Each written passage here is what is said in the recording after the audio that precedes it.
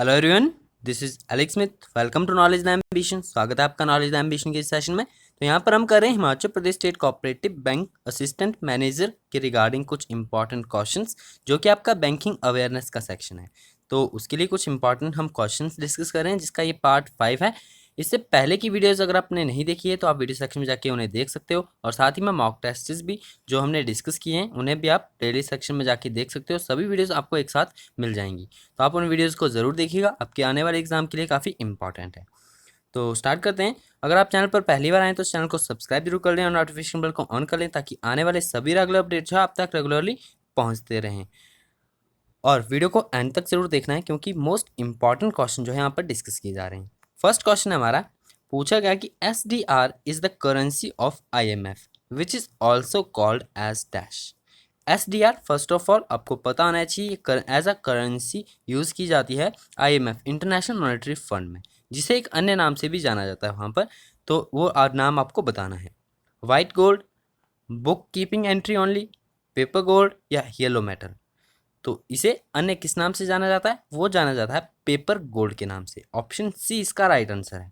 अब जो आपका SDR है, ये SDR आखिर है क्या? तो SDR है आपका special drawing rights. Special drawing rights refer to an international type of monetary reserve currency created by the international monetary fund in 1969। तो ये आपकी IMF के द्वारा क्रिएट की गई थी 1969 में। आपको पता होना चाहिए, इसका नाम आपको याद रखना है। Special drawing rights as a monetary reserve currency use की जाती है, और ये क्रिएट की गई थी, यानी आपका ये बनाई गई थी इंटरनेशनल मॉनेटरी फंड के द्वारा 1969 में, that operates as a supplement to the existing money reserve of the member countries. तो आपको इसके बारे में ये सभी डिटेल्स याद रखनी है। आपको इसका अल्टरनेट नाम भी पता होना चाहिए, पेपर गोल्ड के नाम से इसे जाना जाता है। ऑप्शन सी इसका राइट आंसर है। नेक्स्ट है आपका क्वेश्चन नंबर 2। पूछा गया कि which of the following is a direct tax. अब डायरेक्ट टैक्स और इनडायरेक्ट टैक्स के बारे में आपके कंसेप्ट सारे क्लियर होने चाहिए कि डायरेक्ट टैक्स क्या होता है आपका और इनडायरेक्ट टैक्स क्या होता है। तो यहाँ पर आपको बताना है कि इनमें से जो है कौन सा डायरेक्ट टैक्स है। Corporate tax, custom duty, excise duty या सर्विस टैक्स। तो इस क्वेश्चन का राइट आंसर है आपका ऑप्शन नंबर 1, यानी कॉर्पोरेशन टैक्स। जो आपका कॉर्पोरेशन टैक्स है वो आपका डायरेक्ट टैक्स में आता है, जबकि आपका जो कस्टम ड्यूटी, एक्साइज ड्यूटी और सर्विस टैक्स है, ये सभी इनडायरेक्ट टैक्स में आते हैं। जब आप डायरेक्ट टैक्स और इनडायरेक्ट टैक्स में डिफरेंशिएट करोगे, उन्हें आप डेफिनेशन इनकी जानोगे, तो आपको पता चल जाएगा कि कस्टम ड्यूटी आपका जो है इनडायरेक्ट टैक्स में आएगा।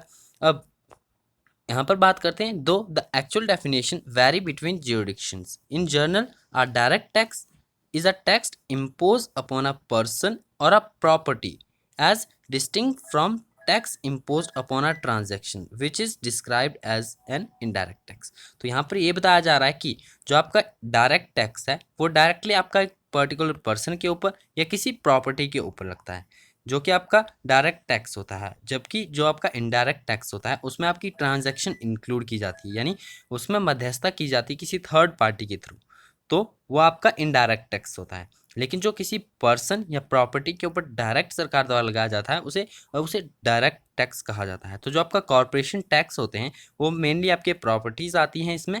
तो ये आपका कॉर्पोरेशन जो टैक्स है ये डायरेक्ट टैक्स के अंडर आता है, आपको पता होना चाहिए। ऑप्शन ए इसका राइट आंसर है।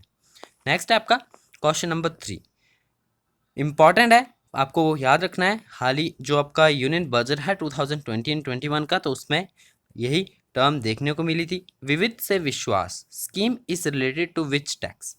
अब निर्मला सीतारमण जो कि हमारी फाइनेंस मिनिस्टर है, उनके द्वारा बजट 2020 एंड 21 में जो है इसका जो है जिक्र किया गया, विविध से विश्वास स्कीम। आपको बताना है कि ये किस टैक्स से संबंधित है, इनडायरेक्ट टैक्स से, डायरेक्ट टैक्स से, बोथ डायरेक्ट एंड इनडायरेक्ट, या नाइदर डायरेक्ट और नो इनडायरेक्ट। तो इस क्वेश्चन का राइट आंसर है आपका ऑप्शन नंबर बी, यानी डायरेक्ट टैक्स। जो आपका विविध से विश्वास स्कीम, जिसका जिक्र जो है निर्मला सीतारमण हमारी फाइनेंस मिनिस्टर के द्वारा बजट 2020 एंड 21 में इसका जिक्र किया गया विविध से विश्वास स्कीम का, तो ये आपका डायरेक्ट टैक्स से रिलेटेड है। जो आपका Vivad se Vishwas scheme was announced in the union budget 2020 and 21 to provide for dispute resolution in respect to of pending income tax litigations. This scheme is related to direct tax. The motive of विवाद से Vishwas scheme is to reduce pending income tax litigations. तो आपके जो income tax हैं वो भी आपके direct taxes में आते हैं।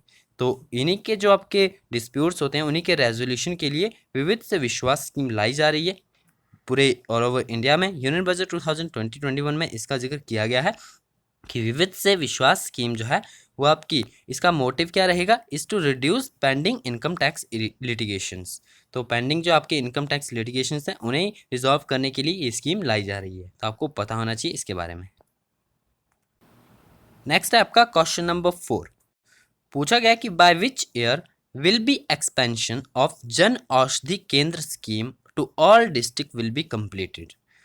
जो आपका जन औषधि केंद्र स्कीम है ये ऑल डिस्ट्रिक्ट यानी पूरे भारतवर्ष जिले बार पूरे कंप्लीट डिस्ट्रिक्ट्स में जो है कब तक इसका एक्सपेंशन हो जाएगा। लक्ष्य रखा गया सरकार के द्वारा जो आपका जन औषधि केंद्र स्कीम है ये ऑल ओवर डिस्ट्रिक्ट्स में कब तक कंप्लीट हो जाएगा इसका एक्सपेंशन, 2022 तक, 2025 तक, 2024 तक या 2023 तक।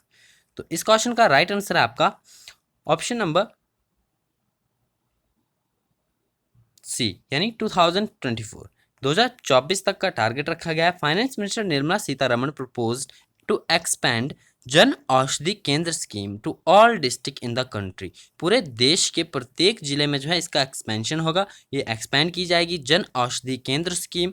और करंटली देयर आर अराउंड 6000 प्रधानमंत्री भारतीय जन औषधि केंद्र। प्रेजेंट टाइम पे हम बात करें तो 6000 टोटल आपके प्रधानमंत्री भारतीय जन औषधि केंद्र वर्क कर रहे हैं ऑल ओवर इंडिया में। और to expand the Jan Aushadhi Kendra scheme to all the district offering 2000 medicine and 300 surgicals by 2024।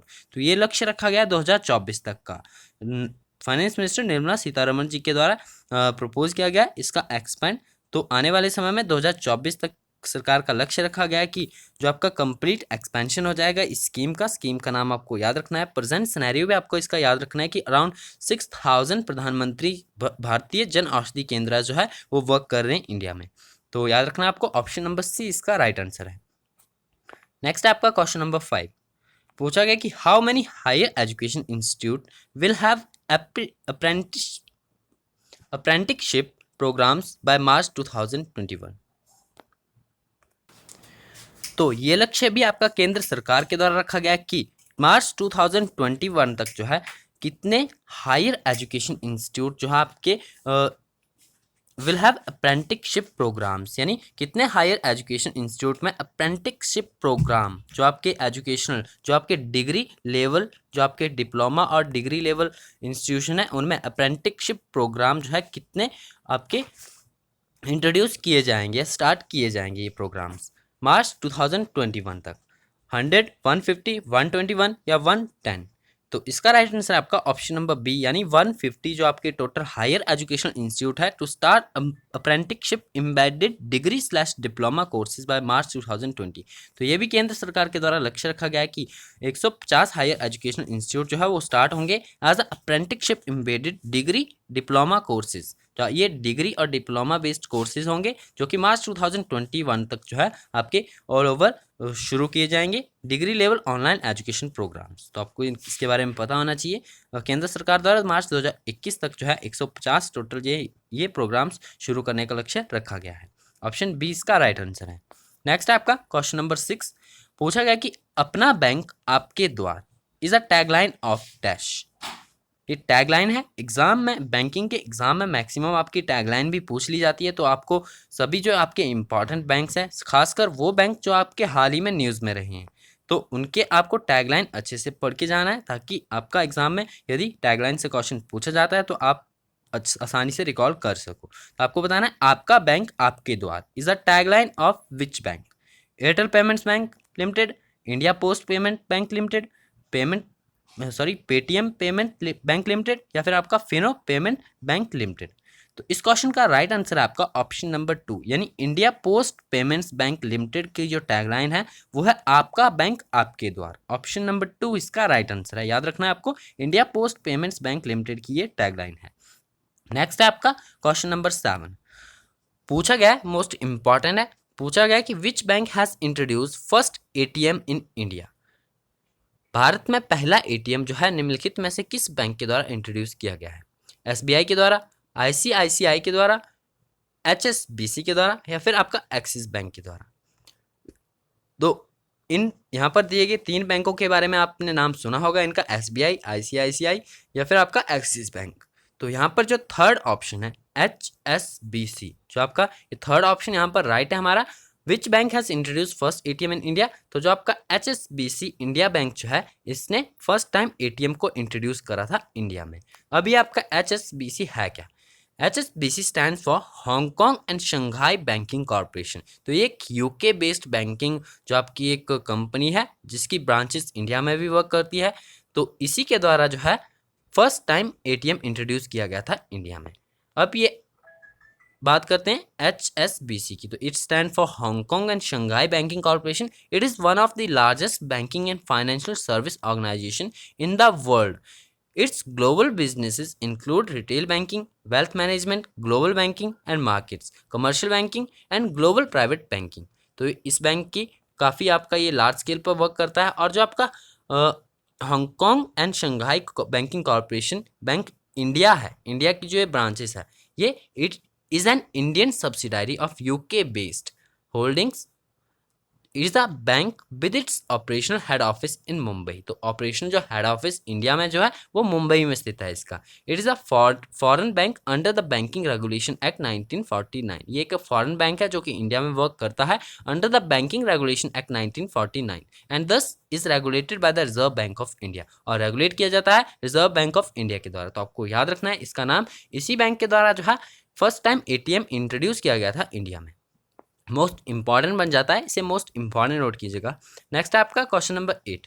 पूछा गया कि first rural bank has introduce co-branded ATM card is dash.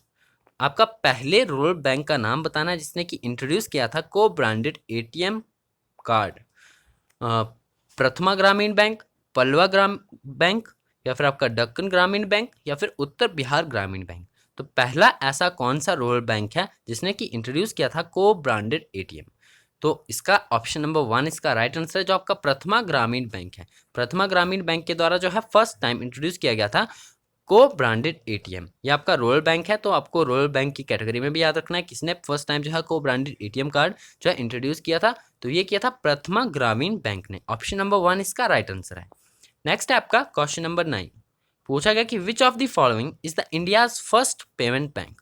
अब फर्स्ट पेमेंट बैंक, अब पेमेंट बैंक के बारे में हम अन्य किसी वीडियो में पढ़ेंगे, इसके बारे में डिटेल में जानेंगे। यहाँ पर आपको बताना है कि इंडियाज फर्स्ट पेमेंट बैंक कौन सा है निम्नलिखित में से?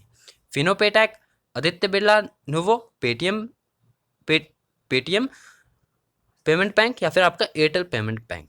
तो इस क्वेश्चन का राइट आंसर है आपका ऑप्शन नंबर 4 यानी Airtel payment bank. Airtel payment bank जो है काफ़ी लार्ज स्केल पर आज कार्य कर रहा है। और आपको पता होना चाहिए कि जो एयरटेल पेमेंट बैंक है ये इंडिया का फर्स्ट पेमेंट बैंक है। ऑप्शन नंबर 4 इसका राइट आंसर है। नेक्स्ट आपका क्वेश्चन नंबर 10। पूछा गया कि the first introduction of mutual funds in India occurred in which of the following years. जो आपका म्यूचुअल फंड्स हैं वो इंडिया में फर्स्ट टाइम कब इंट्रोड्यूस किए गए थे, यानी इनका इंट्रोडक्शन कब हुआ था इंडिया में पहली बार, वो आपको ईयर बताना है। 1964 में, 1963 में, 1987 में, या 1999 में। तो इस क्वेश्चन का राइट आंसर है आपका ऑप्शन नंबर बी यानी 1963 में जो है first time introduction of mutual funds in India occurred. तो याद रखना आपको फर्स्ट टाइम जो mutual banks in India introduction हुआ था इसका, ये 1963 में हुआ था। First introduction of mutual funds in India occurred in 1963 when the government of India launched unit trust of India. उस टाइम जो है आपका UTI unit trust of India. In banking terms जो आपके यहाँ पर 2 बैंकिंग टर्म्स हमने छोड़ी है, उन्हें हम नेक्स्ट वीडियो में डिस्कस करेंगे डिटेल में। अब आपको यहाँ पर याद रखना है कि 1963 में जो है first time mutual fund in India introduce किया गया था। और इस समय जो है आपका लॉन्च किया गया था इंडियन गवर्नमेंट के द्वारा यूनिट ट्रस्ट ऑफ इंडिया यानी UTI। तो आपको ये सभी डिटेल्स इसके बारे में याद रखनी है। तो ये थे आज के कुछ मोस्ट इंपॉर्टेंट क्वेश्चन जो कि आपके आने वाले एग्जाम के लिए काफ़ी बेनिफिशियल होंगे। अगर आपको वीडियो पसंद आता है तो वीडियो को लाइक जरूर करना है, अपने फ्रेंड्स के साथ शेयर जरूर करना है, और चैनल पर पहली बार आए तो चैनल को सब्सक्राइब जरूर कर ले और नोटिफिकेशन बेल को ऑन कर ले। और इस वीडियो का PDF आपको हमारे टेलीग्राम चैनल या व्हाट्सएप ग्रुप से मिल जाएगा, जिसका लिंक डिस्क्रिप्शन बॉक्स में दे दिया गया है। आप वहाँ से सोशल मीडिया के वेरियस प्लेटफॉर्म पर नॉलेज द एम्बिशन के साथ जुड़ सकते हो। तो आज के लिए इतना ही, मिलते हैं नेक्स्ट वीडियो में। Thanks for watching, best of luck for a bright future.